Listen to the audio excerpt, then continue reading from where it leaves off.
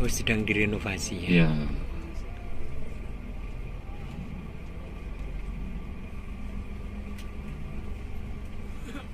Oh, bisa nggak ini?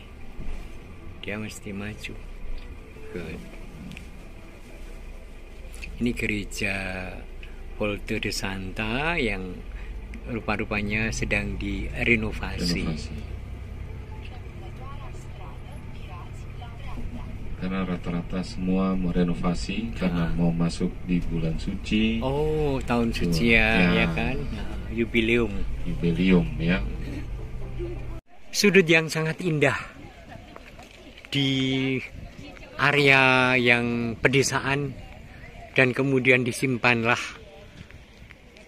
kain yang pernah mengelap wajah Yesus milik Veronica yang kemudian disimpan di gereja ini.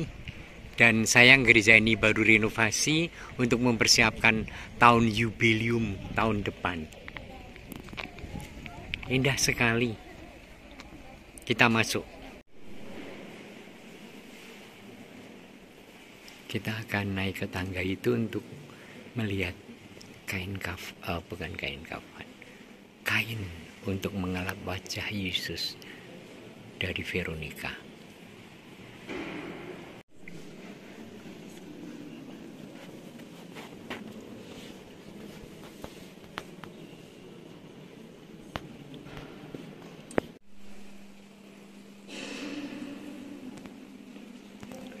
Volta de Santa Manopelo.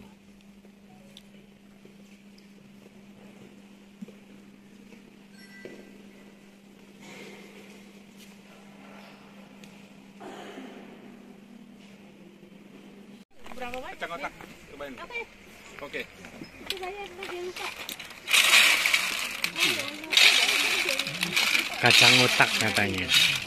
Karena kenari kok gede-gede ya? Kenari. Kalau kita sebut kenari.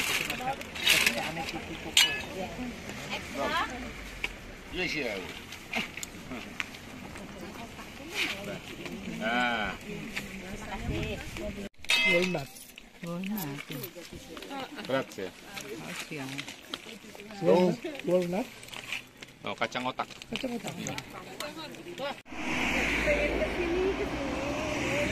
Kita ada di kota Lanciano. Dari parkir bus kita menuju gereja yang tampak kubahnya di depan kita. Tempat mukjizat Ekaristi pada abad ke-7.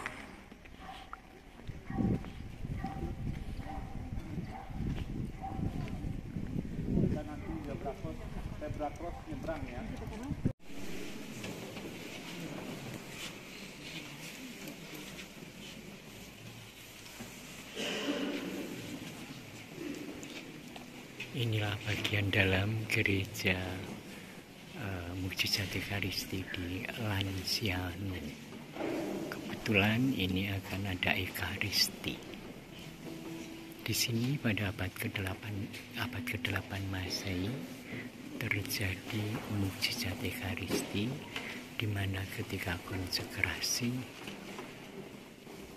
hosti menjadi daging yang benar-benar daging segar, dan darah benar-benar menjadi darah. Tidak disimpan dalam proporsi yang seharusnya selama 12 abad, dan kemudian mulailah diselidiki tentang apa yang sesungguhnya terjadi, penyelidikan secara ilmiah. Nah, sekarang saya ada di sebuah toko di Lanciano di depan gereja mukjizat Ekaristi. Saya ingin meneruskan keterangan dengan membaca.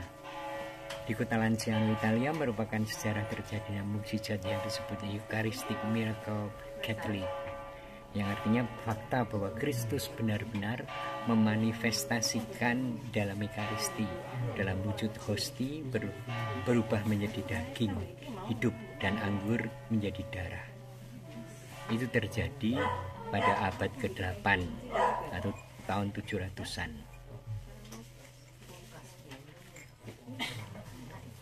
Kira-kira diceritakan begini, seorang imam dari Ordo Basilius meragukan tentang transubstansio, yaitu perubahan roti anggur menjadi darah dan tubuh Kristus. Dan terjadilah ketika dia memimpin Ekaristi, hosti itu menjadi daging dan darah itu dan anggur itu menjadi darah Kristus dari gemetaran. Maka kemudian itu diselamatkan, disimpan menjadi semacam relikui, dan kemudian ada investigasi tentangnya. Salah satu investigasi dibuat pada tahun 1973, belum sangat lama. Dari analisis-analisis ditarik kesimpulan: 1, daging tersebut adalah daging sungguhan dan darah tersebut adalah darah sungguhan. 2, daging dan darah berasal dari spesies manusia. 3, daging terdiri dari jaringan otot dan otot jantung. 4, daging dan darah mempunyai golongan darah yang sama, yaitu golongan darah AB, sama yang ditemukan di kain kafan. Dalam darah didapati protein dalam proporsi normal yang sama seperti ditemukan dalam seroprotein yang terkandung dalam darah normal dan segar. 6, dalam darah juga didapati mineral-mineral klorida, fosfor, magnesium, kalium, sodium, dan kalsium. 7, penyimpanan daging dan darah dibiarkan dalam keadaan alami selama 12 abad tanpa pengawet dan rentan terhadap unsur-unsur atmosfer biologis dan biologis. Mukjizat Lanciano ini adalah salah satu dari sebagian mukjizat Ekaristi. Ekaristi mengingatkan kita akan karya penebusan sengsara wafat dan kebangkitannya. Dalam Ekaristi, Yesus memberikan tubuh dan darahnya sendiri dalam rupa roti dan anggur yang dikonsegrer, yang sudah layaknya kita sambut dengan khidmat dan kita hayati sebagai kehadiran Tuhan. Tuhan memberkati Anda semua, Bapa dan Putra dan Roh Kudus. Amin. Salam dari Lanciano, Italia. Dari toko kita akan menuju ke restoran untuk makan malam. Ini sudah jam 6 lebih, tetapi masih terang benderang karena bulan Mei memasuki musim semi, hingga matahari menjadi lebih lama bersinar. Sekali lagi, ini adalah Kapel Mukjizat Ekaristi yang terjadi pada abad ke-8 Masehi. Jadi sudah sangat lama.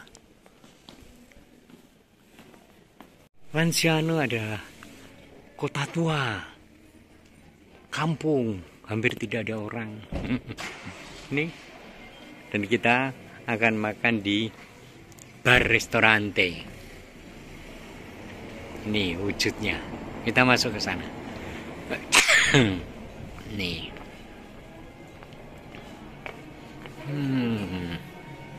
Tuh.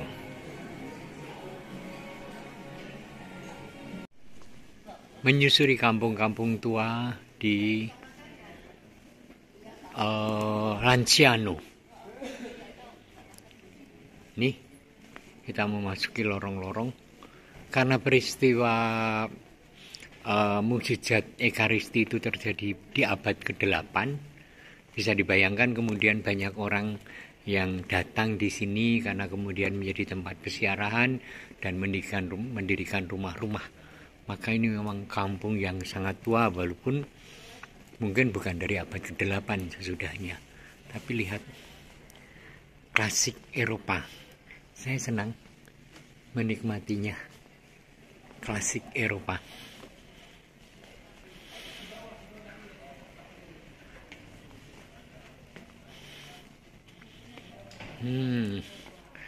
Lalu ada sudut pertigaan yang untuk ngopi asik di malam hari. Nih.